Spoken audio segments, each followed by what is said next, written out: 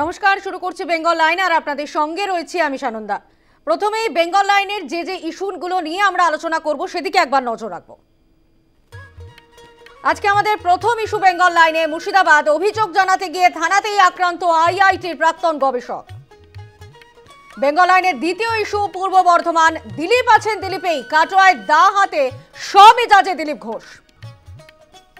আজকে বেঙ্গল লাইনের তৃতীয় ইস্যু হাওড়া। বন্ধ বেলগাছিয়া ভাগার জমা জঞ্জালে দুর্গন্ধে অতিষ্ঠ সাধারণ মানুষ।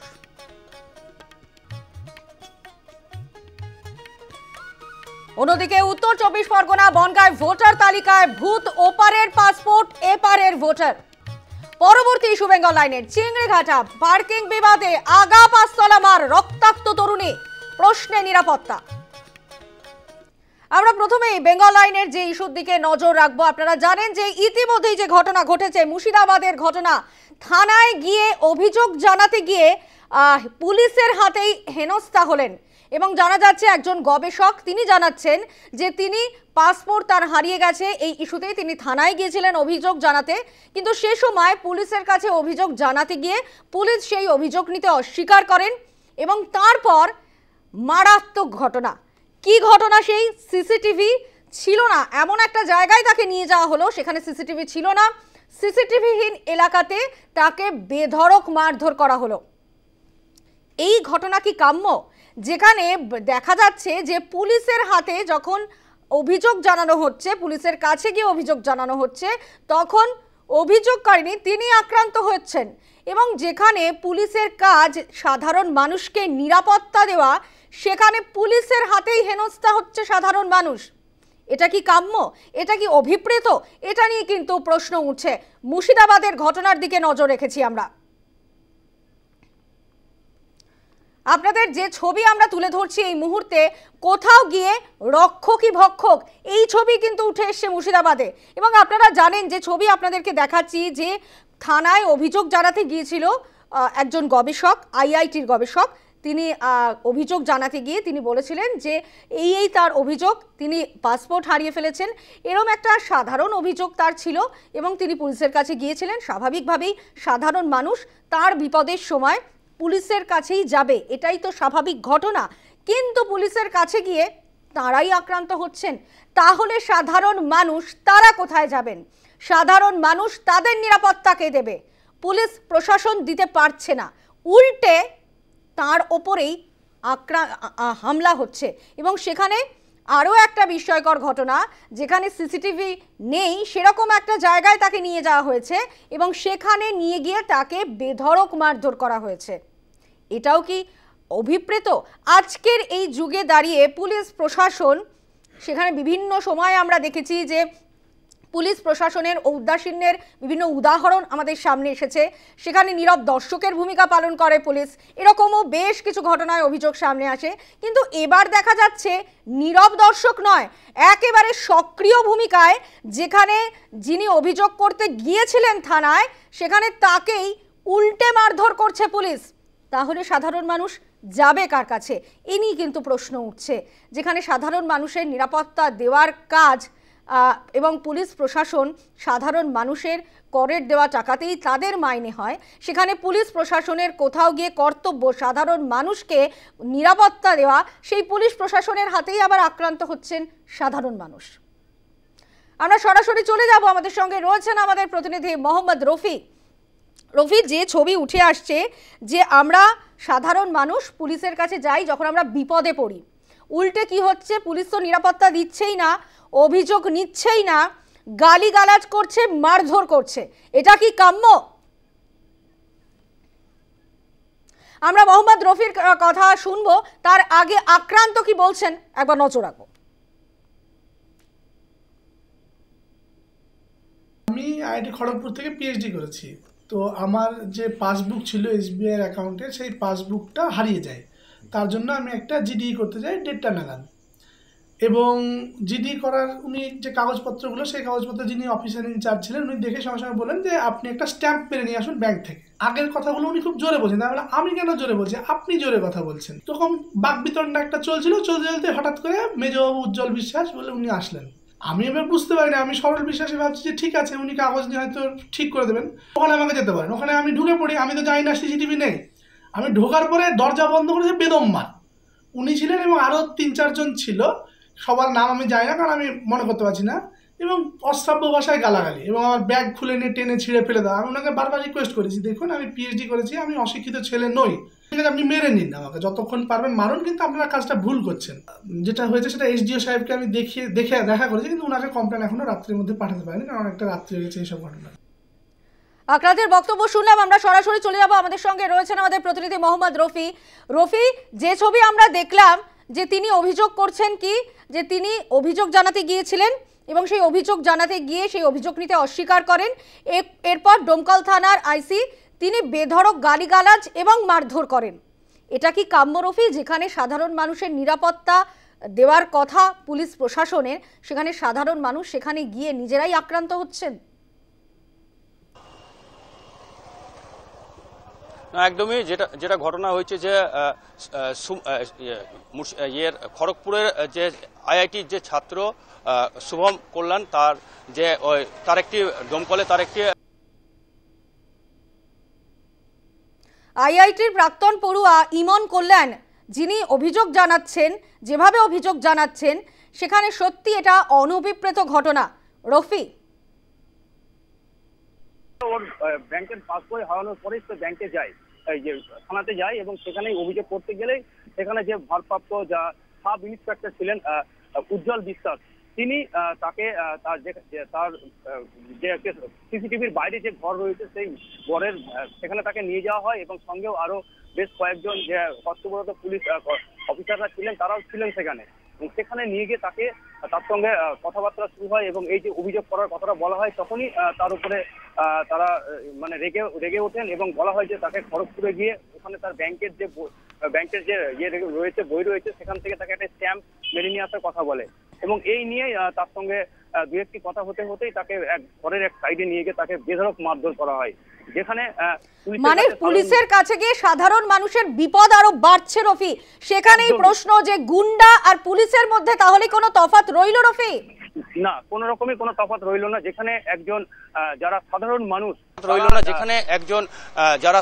মানুষ তারা যেখানে এই যে শুভম তিনি একজন আইআইটির যে গবেষক, তিনি যে প্রাক্তন ছাত্র, তার যে এরকম অবস্থা, তাহলে সাধারণ যারা মানুষ রয়েছেন তাদের কি অবস্থা? সেই জায়গায় যে পুলিশের উপরে যে মানুষের যে ভরসা রয়েছে, সেই জায়গায় বোঝাই যাচ্ছে এই ঘটনাতে যে পুলিশের উপর যে ভরসা, সেই ভরসা মানুষের আর রইল না।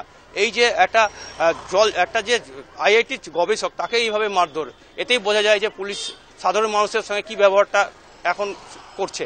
পাশাপাশি এই যে এই ঘটনার যে ডোমকলের যে এসডিপিও তিনি যেটা জানিয়েছেন যে তিনি বলেছেন যে এই ঘটনা তিনি এটা যে ঘটনা ঘটেছে এর বিরুদ্ধে তিনি যদি কোন রকম কোনো তার এখানে প্রশ্ন রফি, সাধারণ মানুষের ঝুঁকি আরো বাড়ছে, বিপদ আরো বাড়ছে পুলিশের কাছে গিয়ে, সেখানে পুলিশ আর গুন্ডার তফাৎ সাধারণ মানুষ বুঝতে পারছে না, এখানেই প্রশ্ন রয়ে গেল।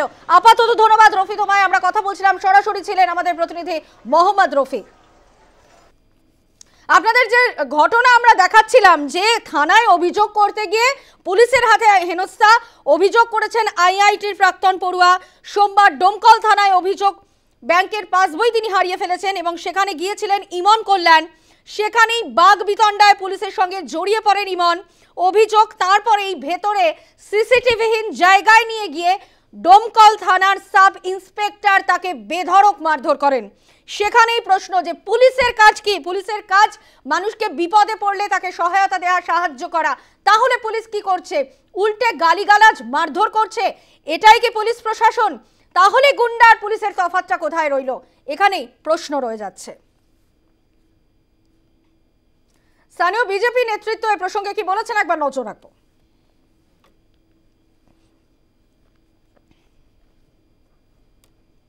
পুলিশ বলে কিছু আছে কিনা আমার সেটাই সন্দেহ। দমকলের পুলিশ এখন তৃণমূল কংগ্রেসের শাখা সংগঠনে রূপান্তরিত হয়েছে। বাংলার ভারতীয় জনতা পার্টির কার্যকর্তাকে মারতে মারতে আম জনতা থেকে শুরু করে গতকালকে দৃষ্টান্ত স্থাপন করেছে একজন আইআইটির ছাত্রকে পিটিয়ে। পুলিশ অফিসার একটা ক্রিমিনালকে মারার ক্ষমতা নেই। মারতে পারে না। মানবাধিকার কমিশন আছে, হিউম্যান রাইটস আছে, আর সেখানে একজন ছাত্রকে পিটছে, একটা মেধাবী ছাত্রকে যেভাবে পিটিয়েছেন, এটা বাংলা। আমরা টেলিফোনে যোগাযোগ করেছি প্রাক্তন পুলিশ কর্তা সত্যজিৎ বন্দ্যোপাধ্যায়ের সঙ্গে। সত্যজিৎ বাবু, আপনাকে নিউজ টাইমে স্বাগত জানাই। যেভাবে মুর্শিদাবাদে ঘটনা ঘটলো, যেখানে সাধারণ মানুষ নিরাপত্তা দেওয়ার কথা পুলিশ প্রশাসনের, সেখানে উল্টে ডোমকল থানার সাব ইন্সপেক্টর, তিনি একজন প্রাক্তন আইআইটির পড়ুয়া, তাকে গালিগালাজ করছেন এবং তাকে মারধর করছেন, এরকমই অভিযোগ সামনে আসছে। তাহলে গুন্ডা আর পুলিশের তফাৎ কি আদৌ রইল সত্যজিৎ বাবু? ঘটনাটা খুব নিন্দাযোগ্য ঘটনা, কারণ একটা ছোট ব্যাপার নিয়ে ভদ্রলোক গেছিলেন, যিনি আমাদের আইআইটি খড়গপুরের ছাত্র, তিনি গেছিলেন, তার একটা স্টেট ব্যাংকের সেভিংস পাসবুকটা হারিয়ে গেছিল। তো এটা নিয়ম হচ্ছে, স্ট্যান্ডার্ড অপারেশন প্রসিডিওর হচ্ছে যে একটা জেনারেল ডায়েরি করতে হবে, জেনারেল ডায়েরি করে সেই থানার জিডি সিল মেরে ব্যাংকে দিলেই নতুন একটা পাসবুক তাকে ওই নাম্বারের পাসবুকটা অ্যালট করা হয়, অর্থাৎ general diary number is must. এটা খুব সাধারণ ব্যাপার, এটা যে কোনো থানায় প্রতিদিনই হচ্ছে, প্রচুর হচ্ছে। এখানে এই একটা জেনারেল ডায়েরি করতে গিয়ে সেখানে একজন আইআইটি খড়গপুরের ছাত্র, তাকে মারা এবং তাকে একটা ঘরে ট্রেনিং এ গিয়ে তাকে লাঠি দিয়ে হাত দিয়ে মারা এবং তার গায়ে ইনজুরি দাগও দেখা যাচ্ছে এবং সেই তাকে মারধর করা, এটা পুরো ঘটনাটা নিন্দাযোগ্য ঘটনা এবং এটা পুলিশ করতে পারে না। আমার মনে হচ্ছে যারা ওখানকার অ্যাডিশনাল এসপি এবং এসপি রয়েছেন, তারা এটা ডিপার্টমেন্টাল, তাকে এগেনস্ট একটা ডিপার্টমেন্টাল প্রসিডিং হবে, ডিপার্টমেন্টাল এনকোয়ারি হবে, প্রসিডিং এনকোয়ারি করার পর তাদের এগেনস্টে পানিশমেন্টের ব্যবস্থা হবে। কারণ পুলিশকে সংবেদনশীল হতে হবে, এই সংবেদনশীলতা যেন পুলিশ না ভুলে, এইটাকে মনে রাখতে হবে। এটুকুই আমার ছোট করে বক্তব্য। ধন্যবাদ সত্যজিৎ বাবু।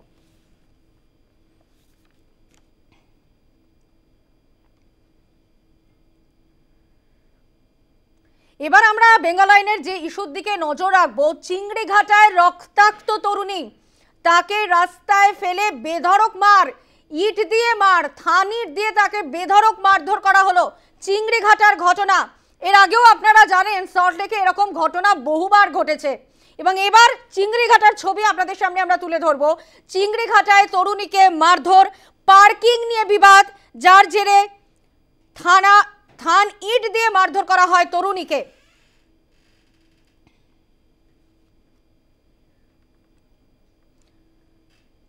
আমাদের সঙ্গে সরাসরি রয়েছেন আমাদের প্রতিনিধি সন্তোষ ঠাকুর। সন্তোষ, প্রথমে বিষয়টা তোমার কাছে জানতে চাইবো যে পার্কিং নিয়ে যেভাবে বিবাদ এবং তার জেরে একজন তরুণীকে এভাবে মারধর করা হবে? একদমই।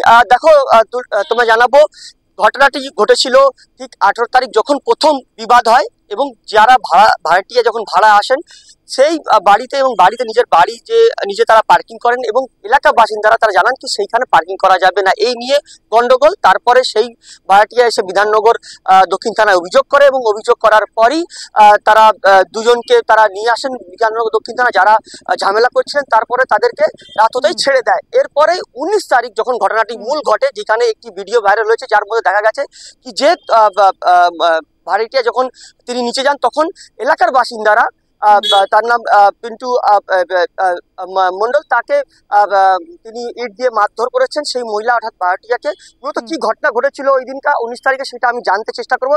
দুজনই আছেন ভাড়াটিয়া যারা ছিলেন সুকান্তনগরে। কি ঘটেছিল সেই দিনটা? সেই দিন ঘটেছিল এটাই, আমি ওখানে রেন্টে থাকি, আমার একটি গাড়ি আছে। আমি যখন রাত্রিবেলা আমার বান্ধবীকে নিয়ে, আমার ভাইকে নিয়ে গাড়িতে যখন পার্কিং করতে যাই, পার্কিং প্লেসে আমার ওখানে মানে রেন্ট দিই ওখানে, তো উনি প্রচন্ড পরিমাণে নেশা করেছিলেন। উনি ওনার একটা বন্ধু ছিল, ওনার সাথে নেশা করেছিল। যখন আমি ওনাকে হর্ন দিই, উনি সাইড দিচ্ছিলেন না কোথায় আমি গাড়ি রাখলাম, তাহলে এখানে আমার পার্কিং আছে, আমাকে গাড়িটি ওখানে রাখতে হয়। তো আমি যখন গাড়িটা পার্কিং করে যখন আমি ফিরছি, আমার রুমে যাচ্ছি, প্রচন্ড পরিমাণে অশ্লীল ভাষায় আমাকে আর ওকে টোন টিটকারি মারতে থাকে। আমরা নেশাবান করে আছি, কোনো কিচ্ছু বলিনি, কিছু না বলে আমরা আমাদের রুমে চলে যাই। যখন আমার রুম থেকে পার্কিং দেখেনি, যখন আমি রুম থেকে দেখছি, আমি তখন দেখতে এটাই পাচ্ছি কি সবাই যে চলে গেল, বাট দুই ব্যক্তি আমার গাড়ির দিকে গেল। ওকে নিয়ে আমি তাড়াতাড়ি করে নিচে নামে গিয়ে দেখি কি দুটো ইট নিয়ে দাঁড়িয়ে আছে না, উনি আমার গাড়ি ভাঙ। ওনার সাথে যে ছেলেটি ছিল তারও একই বক্তব্য, না গাড়ি ভাঙাবে। কিছু বুঝতেই চাইছে না, নেশা করে আছে, অশ্লীল ভাষায় গালাগালি দিচ্ছে। ওখানে আমি কাউকে চিনি না যে আমি কাউকে গিয়ে বলবো, রাত্রির হয়ে গেছে, কাউকে চিনি না, অত চিৎকার চেঁচামেচি হচ্ছে কোথাও, কেউ বেরোয়নি পায়। তখন আমি বাধ্য হয়ে, আমার কাছে কোনো উপায় নেই, আমি 100 ডায়াল করে কল করি। অফিসার যখন, ওনারা যতক্ষণ টাইম লেগেছে, ওনারা গেছেন, গিয়ে বুঝতেই পেরেছেন যে উনি নেশাবান করে এসে ঝামেলা করছে, ওনাকে তুলে নিয়ে চলে আসে। পরের দিন সকালবেলা, 19 তারিখ সকালবেলা যখন ওনাকে ছাড়া হয়, তখন আমার ফ্ল্যাটে সামনে কয়েকটি ছেলে মিলে, পাড়ার কয়েকটি ছেলে মিলে সবাই মিলে গিয়ে আমাকে নক করে। আমি ছিলাম, ও ছিল, আমার ভাই ছিল। দরজা খোলার পরে আমাকে বলা হলো কি যে নিচে চলুন, ক্লাবে চলুন, কালকের বিষয় নিয়ে ক্লাবে কথা বলতে হবে। আমি আর ও মিলে নিচে নামি। ক্লাব পর্যন্ত দূরের কথা, নিচে নামার সাথে সাথে ওনার ওয়াইফ এলো। নিচে কম করে 30-25 জন দাঁড়িয়েছিল। ওনার ওয়াইফ এলো, আসতে না আসতেই মারধর করা শুরু করলো। মারধর করা শুরু করতে করতে ততক্ষণে টিঙ্কু মণ্ডল, যার সাথে আমার আগে থেকে ঝামেলা হয়েছিল, ও একটা ইট নিয়ে মানে মারতেই থাকে, আমাকে মারতেই থাকে, দুইজন হাজবেন্ড ওয়াইফ। সেই ছবিও দেখা গেছে কি আপনাকে? হ্যাঁ, সেই ওই ভিডিওটাও দেখা গেছে। এবার ওই ভিডিওটা আমার ভাই উপর থেকে করি, যখন দেখি দিদির গায়ে হাত তুলে দিয়েছে, তখনও তাড়াতাড়ি করে নিচে নামে পড়ে। কিন্তু এই ঘটনাটি কনস্ট্যান্ট হতে থাকে আমার সাথে। ওখানে আমাকে রাস্তায় ফেলে মারতেই থাকে। ও আমাকে বাঁচাতে এসেছিল, ওকে পর্যন্ত মারা হয়। আপনাকে মারধর করা হয়েছিল? হ্যাঁ, দুজনকে, ওকে আমি, ওর সাথে আমিও নামি ক্লাব অব্দি। তো ক্লাবের কথা বলে তো নিচে সন্তোষ, নামানো যে হয়। অভিযোগ ওনারা জানাচ্ছেন যে একের পর এক ইট দিয়ে আঘাত করা হয়, সেখানে কি এমন হলো যার জেরে এরকম একটা ইট দিয়ে একের পর আঘাত করা হলো, এবং সেখানে পুলিশ প্রশাসন, তাদের কি ভূমিকা ছিল, তারা কি বলছেন সন্তোষ? ওয়াইফ মিতা মণ্ডল, ওনাদের সবার বক্তব্য যে ওনার স্বামীকে বা ওই ব্যক্তি টিঙ্কু মণ্ডলকে আমরা রাতের বেলা কেন পুলিশের হাতে তুলে দিয়েছি। একদমই, এই জায়গায় প্রশ্ন, পুলিশকে যখন খবর দিয়েছিলেন আপনারা, তো পুলিশের ভূমিকা কি? তারপরে তো টিঙ্কু মণ্ডল ছাড়া পেয়ে যান, ভূমিকা কোথায় পুলিশের? এবং কি হয়েছিল সেই দিনটা, যে কারণে আপনাকে এইভাবে মারধর, মানে একজন মহিলা তার স্বামী এসে ইট দিয়ে মারধর? হয়েছিল এটাই, যেহেতু ওনাদের তুলে দিয়েছিল, পরের দিন যখন ছাড়া হয়েছিল, ওনারা একটা রিভেঞ্জ মরেছিল যে কেন, মানে যেহেতু আমি একটা বাইরে থেকে কাজের পারপাসে ওনাদের ওখানে ওই জায়গাটায় এসে থাকছি, ওনাদের না ওটা ইগোতে লেগেছে। কেন বাইরের মহিলা এসে কমপ্লেন তার বিরুদ্ধে নাম? হ্যাঁ, কিন্তু কেউ আমাদের তরফ থেকে কেউ শুনলোই না যে কেন করেছি আমরা এটা। আমরা ওটা নিরুপায় হয়ে করেছি ওই রাত্রির বেলা। করা হলো যখন আমার তখন নাক মুখ ফেটে রক্ত বেরোচ্ছিল, এনারা অফিসারটাও গিয়ে আমাকে ভাবেই দেখেছে, ভিডিও দেখালাম। অফিসারদের থানার তরফ থেকে আমি কোনো সাহায্য পেলাম না, কোনোই সাহায্য পেলাম না। এমন এমন ধারা লেখা হয়েছে যেন উনি কিছুই করেন। এবং বিধাননগরে এই ঘটনা তো চলছে, যার মধ্যে মহিলাকে ধর্ষণ করে, খুন করে ধর্ষণ, তারপরে সন্তোষ, খাওয়াতে ওনারা গেলে বলছেন আক্রান্ত যে মহিলা। পুলিশ কোনোভাবেই সাহায্য করেনি তাদেরকে, এবং অভিযুক্তরা এখনো অধরা রয়েছে। সেক্ষেত্রে তাদের মধ্যে তো একটা আতঙ্ক রয়েই যাচ্ছে সন্তোষ, তারা কতটা আতঙ্কিত এই মুহূর্তে? কেউ বি এসে মারতে পারে, কেউ বি এসে কিছু করে দিতে পারে, কারণ আইন তো কোনো স্টেপ নেবে। একদমই, এই যে ধারা দিয়েছেন পুলিশ, কিন্তু এখনো পর্যন্ত তো অধারা। যারা আপনাকে মারধর করেছেন, পুলিশ তাকে ধরতে পায়নি। রাতের অন্ধকারে যদি আপনার বাড়িতে ফের আক্রমণ হয়, তবে কি করবে? এই ভয়ের জন্যই জিনিসটা হয়েছিল 18 তারিখ রাত্রিবেলা, আজকে 25 তারিখ হয়ে গেল। শুধুমাত্র আমি একটা মেয়ে, আমাকে আমার ফ্যামিলি চালাতে হয়, আমার ফ্যামিলির ভয় আছে, ওর ফ্যামিলির ভয় আছে। আমাকে রাস্তায় বেরোতেই হবে, কাজ করতেই হবে। এখনো আসামি বাইরে ঘুরে বেড়াচ্ছে, ওনাকে ধরা হচ্ছে, পুলিশ একটা কথাই বলছে, ওনাকে খুঁজে পাওয়া যাচ্ছে। তাহলে আমি লোকাল বাসিন্দা থেকে জানা গেছে যে উনি নাকি ওখানে আসা যাওয়া করছেন, ওখানে ওনাকে দেখতে পাওয়া যাচ্ছে নাকি, কিন্তু পুলিশের বক্তব্য যে না, ওকে খুঁজে পাওয়া যাচ্ছে না। ওনার ওয়াইফ সন্তোষ, যারা মারধর করেছে তাদের সম্পর্কে কিছু জানা গেছে? তাদের পরিচয় সম্পর্কে কোনো রাজনৈতিক পরিচয় কি তাদের রয়েছে, এরকম কি কিছু তথ্য উঠে এসেছে সন্তোষ? তাদের কোনো পরিচয় পাওয়া যাচ্ছে কি? তিনি কোথায় থাকেন বা এলাকার বাসিন্দা, নাম কিছু? উনি এলাকার বাসিন্দা, ওনার নাম, আমি নামটা জানতে পেরেছি। ওনার নাম টিঙ্কু মণ্ডল, ওনার ওয়াইফের নাম মিতা মণ্ডল। ওখানে মাছের ভেড়ি আছে ওই এরিয়াটায়, উনি কাজ করে ওখানে। এই খবরগুলো আমি জানতে পেরেছি। কি মনে হচ্ছে কোনো প্রভাবশালী হাত আছে, বা তার জন্য তারা পুলিশ থেকে বেঁচে যাচ্ছেন বারবার? সেটা আমি বলতে পারবো না, তবে হ্যাঁ, ওখানকার বাসিন্দারা তো ওনাদের সাপোর্ট। আর এমনকি ওনার এটাও জানা গেছে যে ওনার ব্যাকগ্রাউন্ড, টিঙ্কু মণ্ডলের ব্যাকগ্রাউন্ডও খারাপ।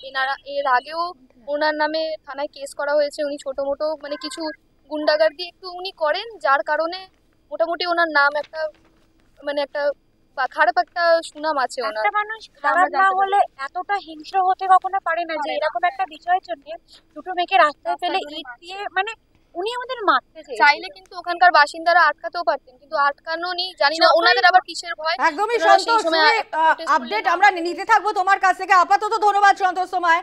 আমরা কথা বলছি আমাদের প্রতিনিধি সন্তোষ ঠাকুরের সঙ্গে। এখানেই প্রশ্ন, সল্টলেকের নিরাপত্তা নিয়েও একটা প্রশ্ন। যেভাবে একজন মহিলাকে এইভাবে বেধড়ক মারধর করা হয়েছে রাস্তায় ফেলে, এখনো অভিযুক্তরা অধরা, পুলিশ কি করছে? অভিযুক্তদের এখনো ধরা যাচ্ছে না কেন? সে নিয়েও কিন্তু একটা প্রশ্ন উঠছে।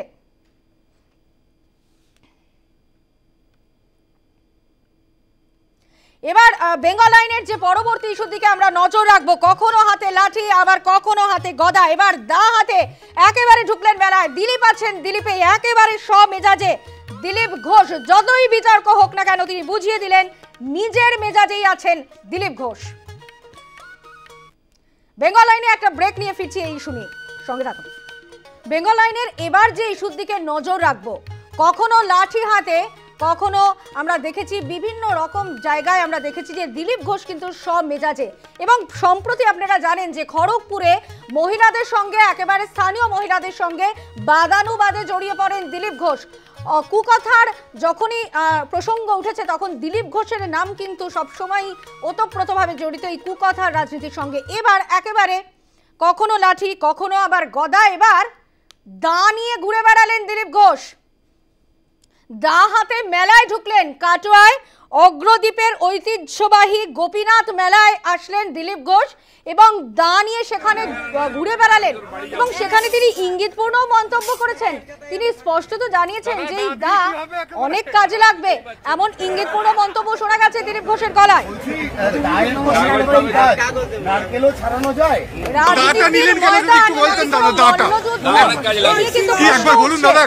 লড়াইটা কি রামনবমী আছে সামনে, একেবারে দা নিয়ে বেড়ালেন দিলীপ ঘোষ।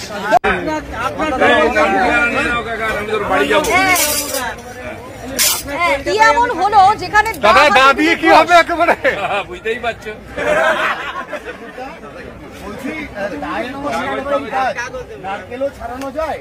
দাটা নিলেন কেন যদি একটু বলতেন দাদা? দাটা কি একবার বলুন দাদা, একবার কি কাজে লাগবে দা? রামনবমী যে ছবি আপনাদের সামনে এবার তুলে ধরবো, আপনাদের মনে থাকবে সম্প্রতি খড়গপুরের ঘটনা, যেখানে দিলীপ ঘোষ গিয়েছিলেন এবং স্থানীয় মহিলাদের সঙ্গে বাদানুবাদে জড়িয়ে পড়েছিলেন এবং তিনি সেখানে মন্তব্য করেছিলেন যে মেজাজটাই আসল, যা বলেছি ঠিক বলেছি, মেজাজ ঠিক রেখেই বলেছি, কোনো মেজাজ তিনি হারাননি। তিনি যে মেজাজে রয়েছেন তা আবারও প্রমাণ হলো কাটোয়াতে। কাটোয়ার ছবিও এর পাশাপাশি আপনাদের দেখাচ্ছি, যেভাবে দিলীপ ঘোষ তিনি দা হাতে একেবারে দাপিয়ে বেড়ালেন মেলায়, কাটোয়ার একটি মেলায়। এবার আমরা সরাসরি চলে যাব, আমাদের সঙ্গে রয়েছেন আমাদের প্রতিনিধি বিধান চন্দ্র। বিধান, একেবারে যতই বিতর্কে তিনি পড়ুক না কেন, তিনি কিন্তু আবারও বোঝালেন যে সমেজাজেই আছেন দিলীপ ঘোষ, যেভাবে কাটোয়াতে দা হাতে তিনি দাপিয়ে বেড়ালেন। বিধান, একেবারে সানন্দা, দেখো দিলীপ ঘোষ তিনি দিলীপ ঘোষেই রয়েছেন এবং বরাবরই দেখা যায় যে দিলীপ ঘোষ বিভিন্ন রকম বিতর্কিত বিষয় সামনে আসে। কখনো তরোয়ার হাতে নিয়ে তাকে দেখা গেছে নির্বাচনের আগে তিনি যখন ভোট প্রচারে বেরিয়েছেন, প্রাতঃভ্রমণে বেরোতেন, তখন তাকে সেইভাবে দেখা গেছে। গদা হাতে দেখা গেছে, হকি স্টিক নিয়ে তাকে দেখা গিয়েছিল এবং বরাবরই এই সমস্ত বিষয় নিয়ে এই ছবি যখন সামনে আসে তখন তাকে নিয়ে বিতর্ক তৈরি হয়। এবং এই আজকেও যে বিতর্ক তৈরি হয়েছে পূর্ব বর্ধমানে কাটোয়ার অগ্রদ্বীপের ঘটনা, সেখানে তিনি গিয়েছিলেন এবং সেখানে একটি মেলা চলছে, তিনি দাঁড়িয়ে পড়েন এবং মেলা থেকে একটি দা কিনে নেন। এরপরই তাকে প্রশ্ন করা হয় এই দা দিয়ে তিনি কি করবেন। তিনি বলেন দা অনেক কাজে লাগে। তারপরে আবার তাকে যখন প্রশ্ন করা হয় যে সামনেই রামনবমী আসছে, এই দা দিয়ে আপনি কি করবেন, তখন তিনি বলেছেন এক দায়ে অনেক কিছু হয়, এমনই মন্তব্য করেছেন। এবং বরাবরই দেখা গেছে যে দিলীপ ঘোষ বিভিন্ন রকম ইস্যু তৈরি হয়, দিলীপ ঘোষ যেখানেই যান সেই বিষয় নিয়ে বিতর্ক তৈরি হয়। এবারও তা ব্যতিক্রম নয়। কাটোয়াতে তিনি নিজের স্বমহিমায় তাকে দেখা গেল এবং সেই কাটারি কিনে তিনি যার বিক্রেতা ছিলেন, যার দেওয়ার পর তাকে তিনি বলেন যে এই দা অনেক কাজে লাগবে এবং তারপরেই তাকে দেখা গেছে যে দা নিয়ে ঘুরে বেড়াতে। স্বভাবতই এই বিষয় নিয়ে ইতিমধ্যেই একটা বিতর্ক তৈরি হয়েছে। তবে দিলীপ ঘোষকে বরাবরই যেটা আমি বারবার যেটা দেখেছি যে বর্ধমানে তিনি যখন নির্বাচনে দাঁড়িয়েছিলেন বিভিন্ন একবার তিনি বলছেন বিধান যে ঘর থেকে বের করে এনে মারবো, অন্যদিকে আমরা জানি যে কখনো লাঠি কখনো গদা, এবার একেবারে দা নিয়ে ঘুরে বেড়ালেন দিলীপ ঘোষ। এটা কি রাজনীতির ময়দান মনে হচ্ছে নাকি কোনো মল্লযুদ্ধের লড়াই চলছে? অস্ত্র নিয়ে কি এবার লড়াইটা কি এবার অস্ত্রের হবে, যেখানে রাজনীতি কোথায় যাচ্ছে এ নিয়েও প্রশ্ন উঠছে বিধান। দেখো, একেবারেই দেখা যায় যে দিলীপ ঘোষ তিনি কোনো কিছুকেই পরোয়া করেন না, তিনি একেবারেই নিজস্ব মেজাজে থাকেন, নিজের মতো করে চলতে ভালোবাসেন এবং যা বলেন একেবারেই সামনাসামনি সমস্ত কিছু বলেন। এবং সেই কথা নিয়েই বিভিন্ন সময় মুখ্যমন্ত্রীকে নিয়ে তিনি যখন মন্তব্য করেছেন সে নিয়ে বিতর্ক উঠেছিল এবং বিভিন্ন সময় দেখা যায় যে কখনো তরোয়াল হাতে নিয়ে কখনো গদা হাতে নিয়ে তিনি রাস্তায় বের হয়ে পড়েন, কখনো হকি স্টিক নিয়ে তিনি প্রাতঃভ্রমণে বের হন এবং তাকে প্রশ্ন করা হলে তিনি স্বভাবসিদ্ধ ভঙ্গিতেই তিনি তার উত্তর দেন। এইভাবেই সামনেই নির্বাচন আসছে এবং সেই নির্বাচনকে সামনে রেখেই যেটা দেখা গেছে দিলীপ ঘোষ ইতিমধ্যেই বিভিন্ন জায়গায় রাজ্যের বিভিন্ন প্রান্তে তিনি ঘুরছেন এবং দাপিয়ে বেড়াচ্ছেন। সেই দিলীপ ঘোষকে আবারও দেখা গেল যে পূর্ব বর্ধমানের কাটুয়াতে তিনি একটি মেলা চলছিল, সেই মেলা থেকে দা হাতে তিনি সেখানে ঘুরে বেড়ালেন, কিনলেন এবং মন্তব্য করলেন, যে মন্তব্যের মধ্যে কিন্তু অনেক কিছু ইঙ্গিত লুকিয়ে রয়েছে, যা নিয়ে রাজনৈতিক মহলে ইতিমধ্যেই চর্চা শুরু হয়ে গেছে এবং আগামী যে নির্বাচন সেই নির্বাচনে কোন পর্যায়ে যেতে চলেছে এবং দিলীপ ঘোষকে আমরা কি ভূমিকায় দেখব সেটাও কিন্তু একটা বড় বিষয় সামনে রয়েছে। বিজেপির পক্ষ থেকে এখনও কিন্তু জেলা রাজ্য সভাপতি পদ ঘোষণা করা হয়নি, তা সত্ত্বেও দিলীপ ঘোষ তিনি নিজের যে দায়িত্ব, নিজের যে সংগঠনকে মজবুত রাখার জন্য তার যে যারা রয়েছে, তার যে অনুগামী যারা রয়েছে তাদেরকে চাঙ্গা রাখার জন্য বিভিন্ন সময় দেখা যায় তিনি মাঠে ময়দানে নেমে পড়েন, একেবারে ভোর থেকে কাজ শুরু করেন।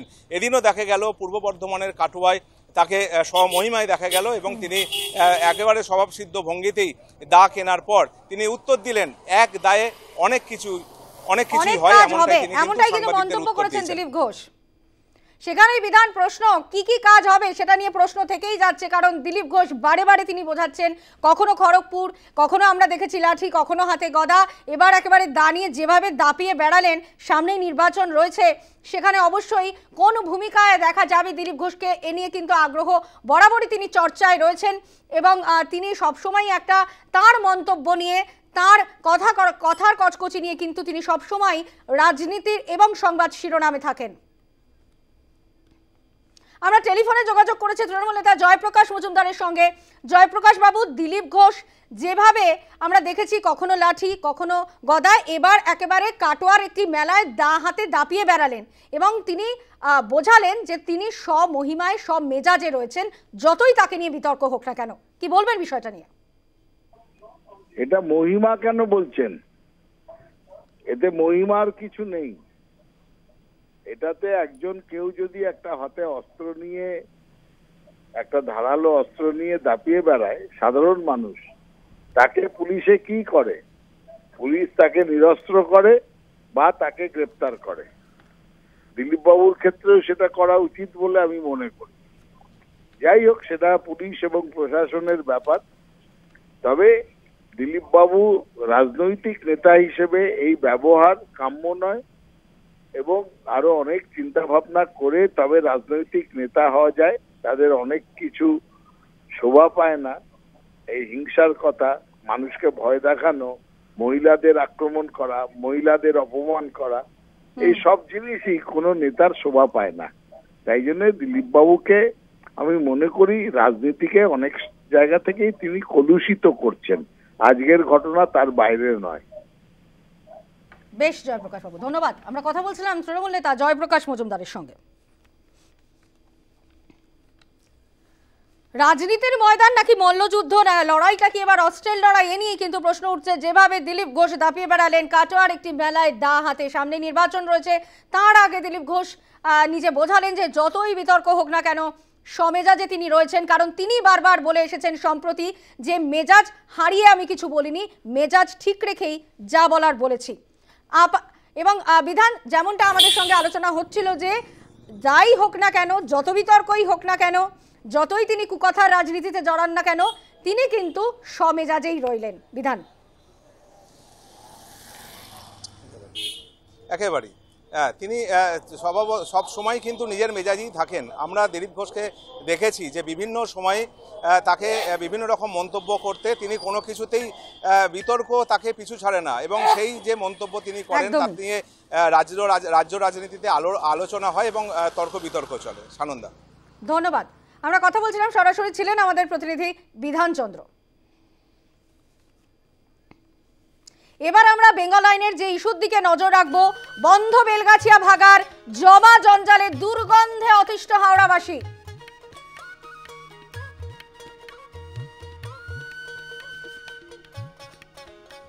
একেবারে হাওড়ার এই মুহূর্তে কি অবস্থা, এবং একেবারে পচা জঞ্জালে দুর্গন্ধে একেবারে দুর্ভোগ পোহাতে হচ্ছে বাসিন্দাদের, এই ইস্যু নিয়ে আমরা একটা ব্রেকের পর ফিরছি, সঙ্গে থাকুন।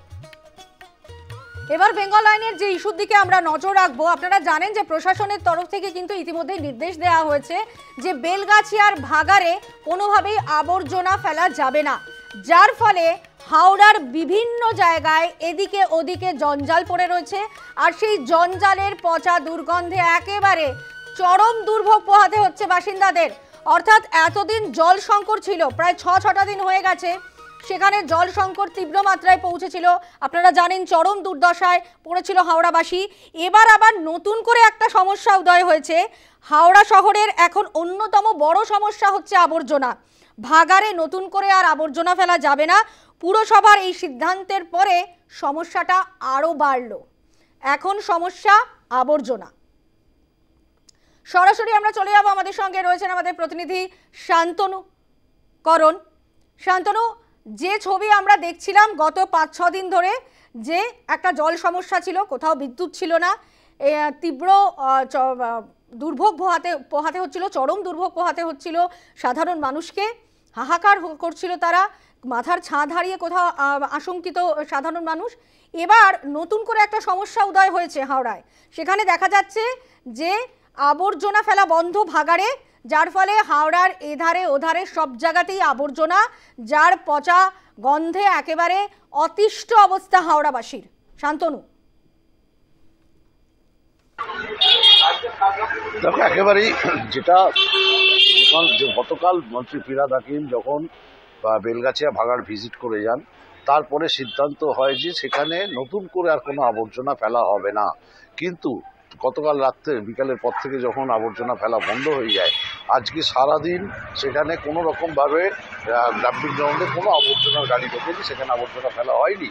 ফলত যেটা পরিণাম হয়, বিভিন্ন জায়গায় হাওড়া কর্পোরেশন এলাকার বড় বড় যেখানে বাজার এলাকা বিশেষ করে, সেই সব এলাকায় যেসব নিত্য যে আবর্জনা জমা হয়, যেগুলো দুপুরের পর থেকে উঠে যায়, সেগুলো গিয়ে ডাম্পিং গ্রাউন্ডে জমা পড়ে, কিন্তু সেগুলো স্তূপাকার হয়ে জমে রয়েছে, যার ফলে এমনকি সেই জঞ্জাল রাস্তা পর্যন্ত কভার করে নিয়েছে, হাঁটা চলার অসুবিধা হচ্ছে মানুষের।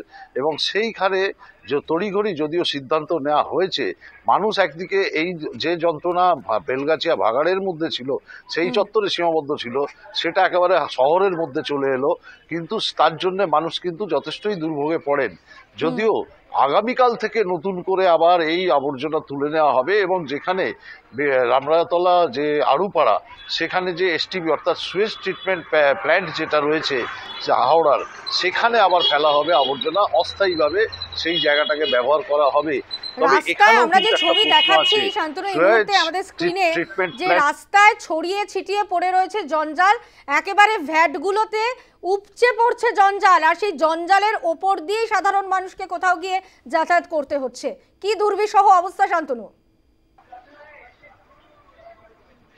দেখো দুর্বিষহ অবস্থা, সারাদিন মানুষ কিন্তু এই যন্ত্রণার ভোগ করেছেন, এখনো পর্যন্ত সেই সব জঞ্জাল পড়ে রয়েছে। তার কারণ আগামীকাল থেকে নতুন করে আবার বা হয়তো ভোর রাত থেকে সেই জঞ্জাল উঠতে শুরু করবে।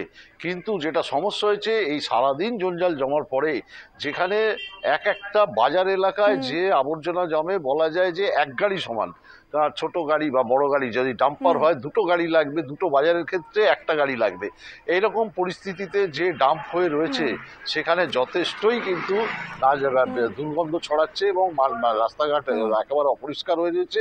এর ফলে কি হয়েছে, সাধারণ মানুষের হাঁটা চলার সমস্যা হচ্ছে। এক্ষেত্রে কিন্তু যন্ত্রণা আরেক ধরনের যন্ত্রণা তৈরি হয়েছে।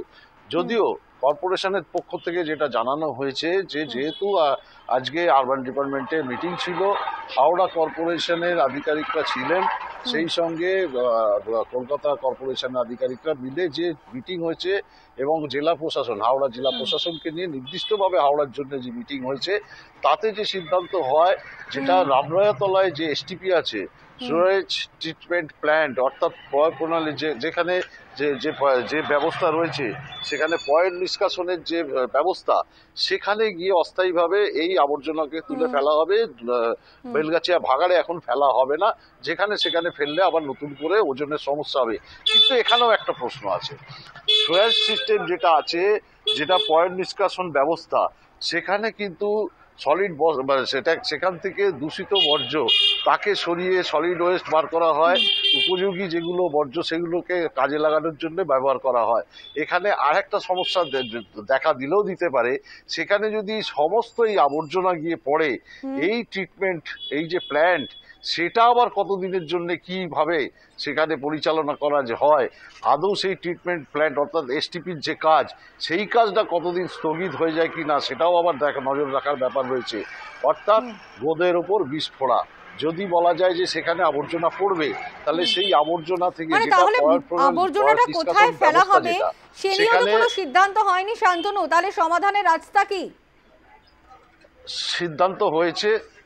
সিদ্ধান্ত হয়েছে যেটা আরবান ডিপার্টমেন্টে, সেটা কর্পোরেশন সূত্রে আমাদের জানিয়ে দেওয়া হয়েছে এবং তিনি প্রেস কনফারেন্স করে জানিয়ে দিয়েছেন সুজয় চক্রবর্তী, যিনি মুখ্য প্রশাসক হাওড়া কর্পোরেশনের, যে আগামীকাল থেকে হাওড়ার রামরাজাতলায় আরুপাড়ায় যে এসটিপি রয়েছে, সুয়েজ ট্রিটমেন্ট প্ল্যান্ট যেটা, সেইখানে এই আবর্জনা এখন অস্থায়ীভাবে ফেলা হবে এবং এই ডাম্পিং গ্রাউন্ড বেলগাছিয়া যেটা, সেখানে কোনো রকম ভাবে এখন আবর্জনা ফেলা হবে না। অর্থাৎ শান্তনু, মানে এতদিন জল সমস্যায় একেবারে জেরবার সাধারণ মানুষ, তারা একেবারে দুর্ভোগ পোহাতে হয়েছে তাদেরকে, মাথার ছাদ হারিয়ে কোথাও আশঙ্কিত তারা কোথাও গিয়ে বলছেন যে তারা কোথায় থাকবেন তারা জানেন না, বিদ্যুৎ নেই অধিকাংশ জায়গায়, আবার নতুন করে আবর্জনা নিয়ে একটা সমস্যা, যেখানে ছড়িয়ে ছিটিয়ে জঞ্জাল, ভ্যাটগুলো উপচে পড়ছে, তার দুর্গন্ধে টেকা দেয় সাধারণ মানুষের। অর্থাৎ একেবারে জোড়া ফলায় বিদ্ধ সাধারণ মানুষ, গোদের ওপর বিস্ফোরা। শান্তনু,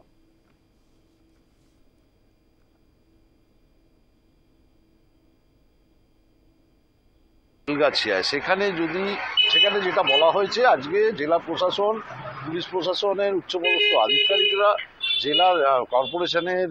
জেলা প্রশাসনের আধিকারিকরা ছিলেন, স্থানীয় বাসিন্দাদের নিয়ে মিটিং করে। যেখানে বলা হয় যে দিন 15 অন্তত সময় দিতে হবে তাদের, সেখান থেকে সরে যেতে হবে, যাদের ঘর ভেঙে গেছে সেখানে নতুন করে ঘর তৈরি করা হবে। অর্থাৎ দিন 15 যদি ধরা হয়, সেটা ধরে নিলাম দিন 15 যদি হয়, এবং এই 15 দিন তার মানে সেখানে যে কাজ চলবে, সেখানে ডাম্পিং গ্রাউন্ডে আবর্জনা ফেলা বন্ধ থাকবে। যদি অস্থায়ীভাবে দিন 15 বা আরো কিছুদিন বেশি এই এসটিপিতে আরুপাড়ায় যদি ফেলা হয় আবর্জনা, সেটা কিন্তু কতটা এই যেটা এসটিপির যে কাজ, সেই সুয়েজ ট্রিটমেন্ট প্ল্যান্টের কিন্তু কতটা হ্যাম্পার হবে, সেটাও কিন্তু দেখার আছে। অর্থাৎ জোড়া ফলা, মানে একেবারে জোড়া ফলায় যেবার হাওড়া কর্পোরেশনের এখন যা পরিস্থিতি, যেটা গতকাল ফিরহাদ হাকিম বলে গিয়েছিলেন যে অপরিকল্পিতভাবে, অবৈজ্ঞানিকভাবে এই ডাম্পিং গ্রাউন্ড তৈরি করা হয়েছিল, ডাম্পিং সিস্টেম হয়েছিল। যদিও এটা জানা যাচ্ছে বিগত প্রায় 50 বছরেরও বেশি সময় ধরে, অর্থাৎ যদি বলে কাউকে দোষ চাপানোর যদি বিষয় থাকে যে বামেদের আমলে হয়েছে, এমনটাও কিন্তু নয়, যেটা আমরা জানতে পারছি যে তারও আগে তৈরি হয়েছে। মানে অর্থাৎ একটা সমস্যা এখনো মেটেনি, তারপরে তার পাশাপাশি আরো একটা সমস্যার উদয় হলো এবং সেখানে একেবারে টেকা দেয় সাধারণ মানুষের, যেখানে ময়লার পচা গন্ধে দুর্গন্ধ, এবং সেই জায়গা থেকে অনেক সময় ওই ময়লার মধ্যে দিয়ে, আবর্জনার মধ্যে দিয়েই সাধারণ মানুষকে যাতায়াত করতে হচ্ছে, দুর্গন্ধে টেকা দায় হচ্ছে তাদের। অর্থাৎ সব মিলিয়ে কিন্তু হাওড়াবাসী তারা কিন্তু চরম দুর্ভোগেই বলা যেতে পারে 6টা দিন কেটে যাওয়ার পরেও। আপাতত ধন্যবাদ শান্তনু তোমায়। আমরা কথা বলছিলাম, সরাসরি ছিলেন আমাদের প্রতিনিধি শান্তনু করণ। এবার আমরা বেঙ্গল আইনে যে ইস্যুর দিকে নজর রাখবো, বনগাঁয় ভোটার তালিকায় ভূত, ওপারের পাসপোর্ট এবারের ভোটার। বেঙ্গল আইনে এবার একটা ব্রেক নিয়ে আবারও ফিরছি আলোচনায়। এই ইস্যু নিয়ে আপনাদের সঙ্গে কথা বলবো, আলোচনা করব, অবশ্যই সঙ্গে থাকুন।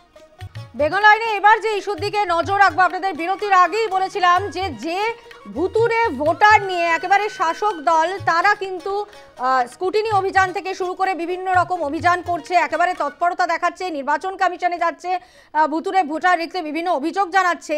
সেখানে বনগাঁয় যে ছবি উঠে আসছে, ব্যক্তি একজন, তার দুটি নামে দুটি ভোটার কার্ড, এবং সেখানে দেখা যাচ্ছে যে সেই ব্যক্তি বাংলাদেশের বাসিন্দা। এরকমই ঘটনা ঘটেছে বনগাঁয়।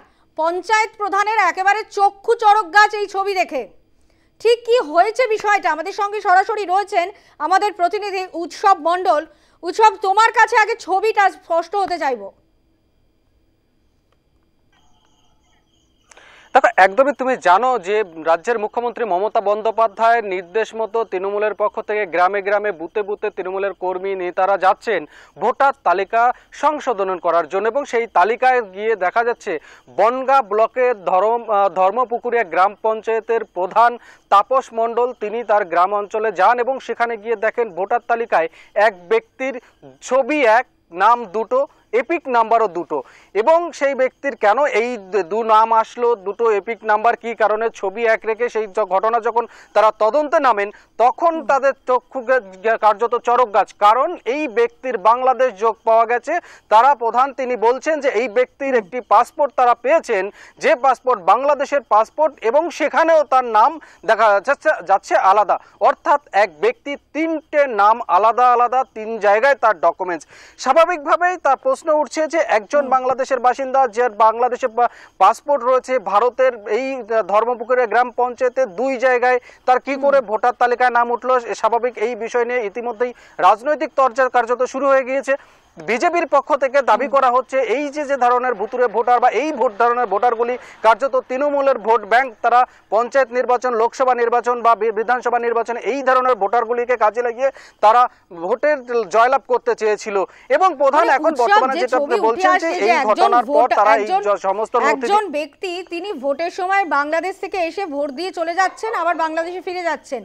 এখানে কোথাও গিয়ে নজরদারির অভাব তো সামনে আসছে উৎসব, যেখানে কোথায় বিএসএফ, কোথায় প্রশাসন, সেখানে পোলিং এজেন্ট তিনি তো ভোটারকে চিনিয়ে দেন, তাহলে কোথায় নজরদারি হচ্ছে? দেখো, একদমই যে কথা বলে, একদম যে জায়গা বনগাঁ, তুমি জানো এর আগে অভিযোগ উঠেছে বাগদা থেকে বনগাঁ, বাগদা, গাইঘাটা, এই সমস্ত এলাকা মূলত সীমান্তবর্তী এলাকা, এবং অনেক অংশের জায়গায় ফেন্সিং এখনো পর্যন্ত দেওয়া সম্ভব হয়নি, তার তোড়জোড় চলছে। অতীতে আমরা দেখেছি যে এই সমস্ত জায়গাগুলি দিয়ে অনুপ্রবেশ হয়েছে এবং এই অনুপ্রবেশকারীদের বিভিন্ন স্থানে ঠিকানা হয়েছে, কোথাও কাজে গিয়েছেন এবং এই জায়গাগুলিতে। আর এই জায়গা থেকেই রাজনৈতিক তরজাটা যে যারা বলছেন যে বাংলাদেশ থেকে যেভাবে অনুপ্রবেশকারীরা ঢুকছেন এবং তারা ঢোকার পরে এখানেই আখড়া করছেন এবং টাকার বিনিময়ে অসৎ চক্র এখানে গজিয়ে উঠেছে। আর এখান থেকেই প্রশ্ন যে তাহলে প্রশাসন কেন এতদিন এই বিষয়ে নজর দেয়নি? আজকে তৃণমূলের পক্ষ থেকে যখন স্কুটিংয়ে যাওয়া হচ্ছে তখন এক এক করে ধরা পড়ছে। তুমি জানো বনগাঁয় শুধুমাত্র এই এক ব্যক্তি, ধর্মপুকুরিয়া এমন নয়, বাগদা, হেলেঞ্চাতে একাধিক ব্যক্তি ধরা পড়েছে। কিছুদিন আগে তৃণমূলের জেলা সভাপতি তিনি সাংবাদিক সম্মেলন করেছিলেন। এই বনগাঁ সাংগঠনিক জেলায় তারা কার্যত 10 থেকে 12,000 ভুতুরে ভোটারের সন্ধান পাচ্ছেন। এখন প্রশ্ন হচ্ছে এই ভুতুরে ভোটাররা দীর্ঘদিন ধরে এসেছেন, তারা ভোট দিয়েছেন, এখানে থাকছেন, এই এতদিন প্রশাসনের নজরদারিতে বলাই যেতে পারে, বলাই যায় যে প্রশাসনের একটা গাফিলতি অবশ্যই রয়েছে। এটাই কিন্তু প্রশ্ন রয়ে যাচ্ছে। উৎসব, আপাতত ধন্যবাদ তোমায়। আমরা কথা বলছিলাম, সরাসরি ছিলেন আমাদের প্রতিনিধি উৎসব মণ্ডল। বিদেশ বিভূঁইয়ে মুখ্যমন্ত্রী